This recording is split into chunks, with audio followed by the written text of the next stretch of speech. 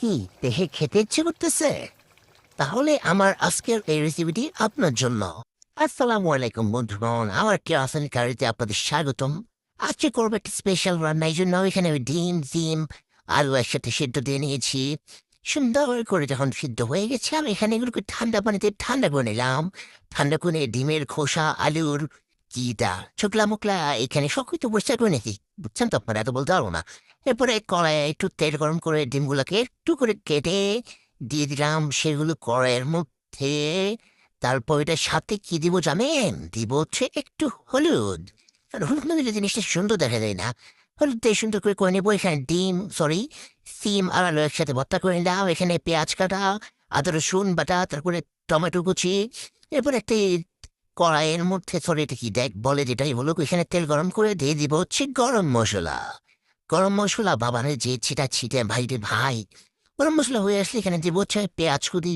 পেঁয়াজগুলো একটু brownie colour হলে এখানে দিব হচ্ছে আদা রসুন বাটা। বাটা না, ছেঁচা একটু ছেঁচছিলাম, বুঝছেন, বাটা না। এরপরে এখানে দিয়ে দিব অল্প একটু পানি, কারণ হচ্ছে এখন আমি মশলা দিব। এখানে পর্যন্ত হলুদ দিলাম, আর একটু লাগবে, আর একটু দিই। হলুদ দিয়ে নিলাম, তারপর দিলাম মরিচের গুঁড়ো। এরপর দিব হচ্ছে ধনিয়ার গুঁড়ো। ধনিয়া আর একটু লাগবে, একটু দিই। ধনিয়া এরপর দেওয়ার পর এখানে দিয়ে নিলাম জিরার গুঁড়ো। এখন দিলাম লবণ, আর একটা স্পেশাল জিনিস দিব। টেম টেমা মুরগির মশলা, যেটার স্বাদ অন্যরকম করে দেয় সব কিছু রে। হা হা হা। সুন্দর করে এগুলোকে আমি একসাথে কি বলে এটাকে কষাবো। সুন্দর করে যখন অল্প একটু কষানো হয়ে যাবে, এখানে আমি কি দেবো জানেন? টমেটো, যেটা সবকিছুর স্বাদকে আরো দ্বিগুণ করে দেয়। টমেটোগুলোকে সুন্দর করে এখানে গলিয়ে নিব। না গলাইলে এটা ভাল লাগবে না। দেখতেছেন তো কি হবে? টমেটোগুলোকে একদম ছিঁচতে গলিয়ে নিব। সুন্দর করে যখন তেলটা বেশি আসবে, দিয়ে দিব হচ্ছে এখানে ভর্তা করে রাখা আলু এবং সিম। এগুলোকে এখন এখানে মশলার সাথে সুন্দর করে মিশিয়ে নিব।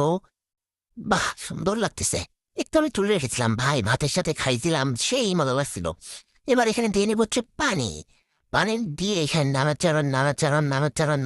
নাড়াচাড়া করতেই থাকবেন। করতে করতে যখন এরকম একটু পাতলা হয়ে আসবে, তখন সেখানে দিয়ে দিবেন হচ্ছে মরিচটা একটু কেটে দিবেন পেছন দিয়ে। তাহলে মরিচের স্মেলটা সুন্দর আছে। এখন দিয়ে নিচ্ছি হচ্ছে আমি এখানে যে ডিমগুলো ভেজে রেখেছিলাম। সেই ভাই, আর এই কিন্তু সেই চিত্তে ছিল ভাই, চিত্তে মানে ছুঁড়ে এসে পড়লে খবর হয়ে যাবে। এটাকে বলা হচ্ছে খুব সম্ভবত বগুড়ার ভাষায় আলু বাডি। ওদের মতো তো পারবো না। দেখে দেখে একটু করছিলাম আর কি। আপনার ট্রাই করবেন, আমার কাছে ভালো লাগছে ভাই, আসলেই মজা লাগছে। আর রুটির সাথে ভালো লাগছে, ভাতের সাথে ভালো লাগছে। অবশ্যই ট্রাই করবেন। ধন্যবাদ। আসসালামু আলাইকুম।